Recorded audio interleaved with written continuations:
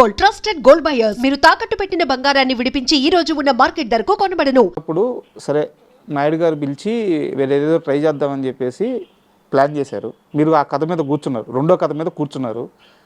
అది సరిగ్గా కుదరట్లేదని చెప్పి పరుచూరి గోపాలకృష్ణ గారిని తీసుకొచ్చి ఒక హీరోకి చెప్పిస్తే, ఆయన వర్షన్ ఒక హీరోకి చెప్పిస్తే కనీసం ముందుదైనా కాస్త బాగుంది, కానీ ఇది అసలు బాగలేదన్నారంటే ఎవరు ఆ హీరో, ఏందా కదా? అంటే ఫస్ట్ ఏం చేసి ఈ కథ మేము చేసుకున్నాం సార్. అలాగా చేసుకున్న తర్వాత ఏమైందంటే రామానాయుడు గారు ఇళ్ళలో ఒక బెంగాలీ సినిమా ఒకటి కొన్నారండి. ఆ టైంలో బెంగాలీ సినిమా ఒకటి చేస్తుండేవారండి. కొని ఆయన బాగా నచ్చేసిందండి. కొన్ని నచ్చి మహేష్ ఈ సినిమా నువ్వు డైరెక్ట్ చేయవయ్యా అన్నారు.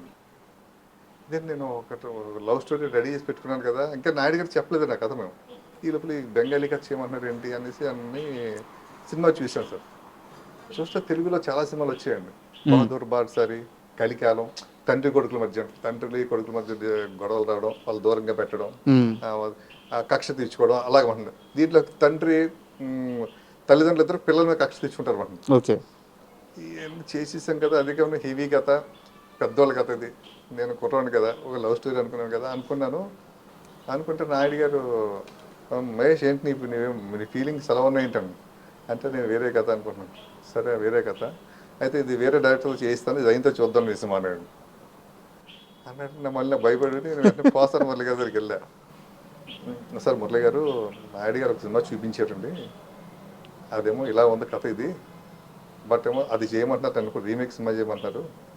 అది చేయకపోతే వేరే డైరెక్టర్ చేయించుకుంటాను, అది అయిన తర్వాత సినిమా చేద్దాం అంటున్నారు, ఏం చేయమంటారు సార్? ఒక నిమిషం ఆలోచించి వద్దొద్దు నువ్వు అది చేసి ఆ ఖర్చు చేయన్నాడు. ఏందన్నా నాయుడు గారు ఆ సినిమా స్టార్ట్ చేస్తారు, నువ్వు ఆ సినిమా పని చేయవు, అసిస్టెంట్ కూడా చేయి, దూరంగా ఉంటావు, నీకు నాయుడు గారికి తెలియకుండా దూరం పెరుగుద్ది. నేను చెప్పిన ఖర్చు చేయలేదు మహేష్ అని అలాగే దూరం పెరుగుద్ది. నువ్వు ఏ ఖర్చు చెప్పినా నాకు నచ్చదు. ఫస్ట్ థింగ్, నువ్వు ఎంత గొప్పగా చెప్పినా అది నచ్చదు, వద్దు ఆ ఖర్చు చేయన్నాడు. అది చాలా ఇదిగా ఉంది సార్. అంటే రాలా ఉంది సార్ కథ. అంటే నేను ఉన్నాను కదా, నేను చూసుకుంటాను కదా. కానీ నేను వెళ్ళి నాయుడు గారికి వెళ్ళి సార్ అసలు మురళి గారు చూపిందావా అంటే అసలు చూపిందాం అన్నారు. ఆయన చూశాడు, చూసి భలే ఉంది సార్ కథ, నేను బ్రహ్మాండంగా రాస్తాను సార్. ఆయన పడిపోయి ఉన్నాడు కదా ఇండస్ట్రీలో అప్పటికి. పెదరాయిలా ఉంటుంది సార్, ఒక పెదరాయిని తీసుకొస్తాను సార్ కథ. నేను పెదరాయుడు అనగానే నాయుడు గారు ఇంకా హ్యాపీగా ఏవయ్యా మరి మహేష్ ఏంటి అని. అదే సార్ మురళి గారిని నేను కూర్చుంటాం సార్ అన్నారు. అని మురళి గారిని అడిగితే ఏం మురళి గారు ఏంటంటే లేదు దీన్ని వెరైటీగా చేద్దాం, మరి దీని క్యాస్టింగ్ నేను సెట్ చేస్తాను, నువ్వు అదే క్యాస్టింగ్ ఫిక్స్ అయిపోయి నువ్వు అని. దీంట్లో ఫాదర్ వేషం కృష్ణ గారిని పెట్టుకుందాం, మదర్ వేషం విజయశాంతి గారిని పెట్టుకుందాం, ఫిక్స్ అయిపోను.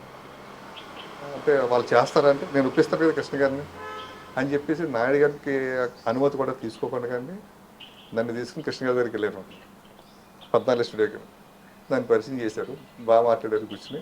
సార్ ఇది సార్ కథ ఎలా అనుకున్నారు, ఇది కదా సరి అంటే మీ గెటప్ భారతీయుడిలో కమల్ హాసన్ గారు గెటప్ సార్ మీది, తెల్ల హెయిర్ సార్, లాల్చీ పైజం వేసుకుంటారు సార్, దాంట్లో లింగి కదా మీరు లాల్చీ పైజం వేసుకుంటారు సార్, నోట్లో సిగరెట్కి ఎలా కాల్చుతూ ఉంటారు సార్ అని విజువలేషన్ చెప్తే ఆయన అలా భలే ఉందా గెటప్ అన్నాడు.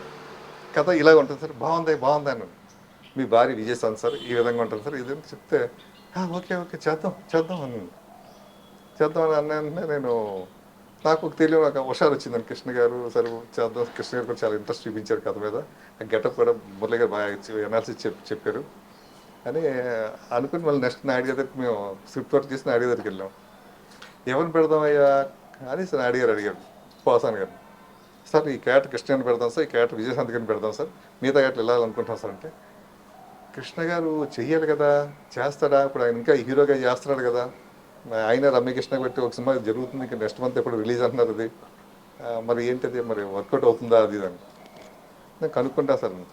కృష్ణ గారు చేస్తాంటే నాకు అభ్యంతరం లేదా అన్నాడు. ఆల్రెడీ మీరు కనుక్కున్నారు ఓకే అన్నాడు. అయితే పోయి కనుక్కోండి, పోయి మాట్లాడి మీరు పోయి మాట్లాడి కృష్ణ గారితో అన్నాడు.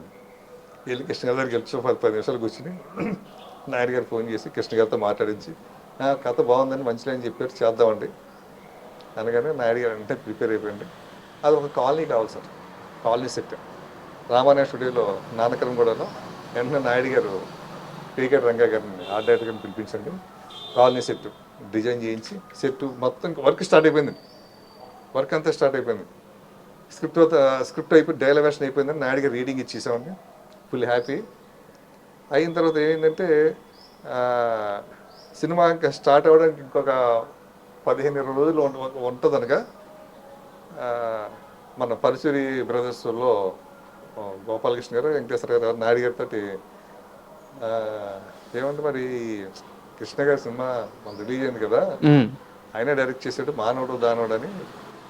ఆడలేదు సినిమా అది, రమ్యకృష్ణ పెద్ద కాస్టింగ్ కదా, మరి మీరు ఒకసారి ఆలోచించండి ఆ కథ గురించి అనేసి అన్నారు. అంటే కథ ఆయన చూసాకే తెలిసి చెప్పారు నాయుడు గారు. అవును. చెప్తే నాయుడు గారు కొంచెం డైనమలో పడ్డారు. పడిన తర్వాత కూడా నాయుడు గారు పెద్ద లెక్క చేయలేదండి. ఆ తర్వాత వేరే డిస్ట్రిబ్యూటర్లు ఇంకా వేరే వేరే వేరే రకరకాలు ఇంకా స్టూడియోలో ఉన్న డైరెక్షన్ డిపార్ట్మెంట్ అందరూ కూడా చెప్పడం మొదలుపెట్టారు నాయుడు గారు. సార్ కామెడీ లేదు సార్, సార్ సీరియస్గా ఉంది సార్, ఇప్పుడు ఈ సినిమా చూస్తారా సార్. ఇక పక్క వర్క్ అంతా జరుగుతుంది. నాయుడు గారికి ఆలోచనలో పడిపోయారు. పడిపోయి పవిత్ర బంధం సినిమా ఆయన హిందీ చేస్తారనమాట. అది షూటింగ్ వైజాగ్ అండి. దానికోసం ఆయన వైజాగ్ వెళ్ళారండి. వైజాగ్ వెళ్ళి ఒక 2 రోజుల తర్వాత నాకు ఫోన్ చేశాడు. మహేష్ ఇంకా కథ పక్కన పెట్టేసే, వేరే కథ చూడు, వేరే లవ్ స్టోరీ ఏదో ఉందన్నావు కదా, అది తీసుకురా ఒకసారి. ఏం చేద్దంటే అందరూ భయపెడుతున్నారయ్యా, ఇప్పుడు ఈ టైప్ సినిమాలు ఎవరు చూస్తారు, తర్వాత రెండోది మార్కెట్ లేదు కదా, కృష్ణ గారి సినిమా కంటిన్యూగా పోయాయి కదా అన్నారు. ఇవన్నీ చెప్తున్నారు. కొత్త డైరెక్టర్కి ఎంత స్ట్రైన్ కదా, క్రేజ్ ఉండాలి కదా ప్రాజెక్ట్ అంటేనే, ఇలా చెప్తున్నావు. మంచి కథ రెడీ చేయవే నువ్వు అని. సరే అయితే మురళి దగ్గర ఒక కథ ఉంది సార్, అయితే మీరు వచ్చిందో చెప్తాను సార్. అయితే నేను ఎల్లుండి వచ్చేస్తాను, చెప్పండి అని చెప్పగానే మురళి గారిని ప్రిపేర్ చేశాను. మార్నింగ్ 7:30కి రమ్మన్నాడు ఆయన గెస్ట్ సురేష్ ఆఫీస్కి అండి, రామారావు స్టూడియోకి అండి, ఆయన ఛాంబర్లోకి. 7:30కి వెళ్ళిపోయండి. జస్ట్ అరగంట చెప్పాడండి నేను కథ. ఫీల్ అయిపోయాను నేను. సూపర్గా ఉందయ్యా, ఓ ప్రేమ్ నగర్ కథ కనిపిస్తుంది నాకు దీంట్లోనూ. ప్రిపేర్ అయిపోయింది, ఇంక 2 ఆలోచన వద్దన్నాడు అనేసి ఇంకా ఆ విధంగా ఆ కథలు పక్కన పెట్టారంటే ఆ కాలనీ అప్పుడు మేము కాలనీ సెట్ వేసేసాం కదా సార్. అది ఏం చేశారంటే అప్పుడు క్షేమంగా వెళ్ళి రామంగా సినిమా ఓకే దానికి వాడారు నా కాలనీ సెట్ అండి. ఆ విధంగా నాకు కృష్ణ గారు అప్పుడు దానికి టైటిల్ కూడా అనౌన్స్ చేశారు. టైటిల్ సినిమా పేరు కృష్ణ గారు, పేపర్లో కూడా వచ్చింది, అనౌన్స్మెంట్ కూడా అయిపోయింది. అక్కడ డౌట్, కృష్ణ గారిని అప్రోచ్ అయ్యారు, ఆయన గెటప్ గురించి చెప్పారు. ఆయన మీరు వెళ్ళంగానే ఫస్ట్ డైరెక్టర్ మీరు, అంటే ఫస్ట్ మూవీ, ఇంకా డైరెక్టర్ కూడా కాలేదు, మీకు అవకాశం ఇవ్వడానికి రెడీ అయ్యారు. సో ఆయన కూడా ఆ సినిమా మీద ఎంతో కొంత వర్క్ చేసి ఉంటారు.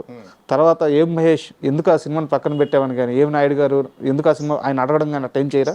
పోసన్ మురళి గారు నేను ఆలోచించామండి. ఇప్పటికి అనౌన్స్ అయిపోయింది కదా, మళ్ళీ నాయుడు గారు ఫ్రీ కదా అంటారు కదా, కృష్ణ గారు ఏమైనా అనుకుంటారు పెద్ద అయినా అంటే మేము ఇద్దరం కృష్ణ గారి దగ్గరికి వెళ్ళామండి. కృష్ణ గారి దగ్గరికి వెళ్ళి, సార్ ఇప్పుడు ఈ కథని నాయుడు గారు మళ్ళీ చిన్న మార్పులు చేశారు, కొంచెం టైం పడుతుంది, అది ఈ లోపల ఈ గ్యాప్లో ఈ చిన్న సినిమా ఏదో చేద్దాం అంటున్నారు, చిన్న సినిమా లవ్ స్టోరీ ఇది చేద్దాం అనుకుంటారు మహేష్. నాయుడు గారు కూడా కథ ఓకే చేసుకున్నారు. దాని మీద ఓకే ఎలాగే చేద్దాం, చాలా చాలా లైట్గా తీసుకున్నారు నన్ను. చేసేసి ఆల్ ది బెస్ట్ అయ్యా అనేసి అని నన్ను విష్ చేసి నన్ను ఆశీర్వదించండి, పంపించారు సార్. అంత మంచి ఆయన, చాలా మంచిగా. అండ్ ప్రేయస్ రావు